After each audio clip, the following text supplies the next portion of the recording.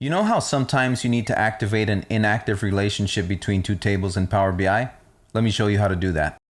Here's our data model.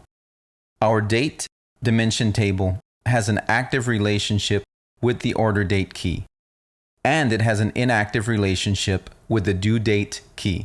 This is the inactive relationship that we want to activate. Let's do that. Let's navigate to the report view. Here's our total sales amount by order date. Let's say we want to see our total sales amount by due date. Let's create a new measure. Let's call this total sales amount due date equals calculate. We reference our total sales amount measure and then use relationship.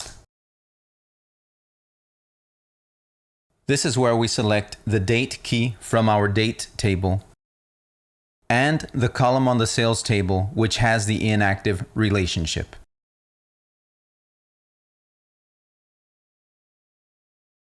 Now let's format this as currency. And we drag this onto our card visual. This is how to activate an inactive relationship in Power BI.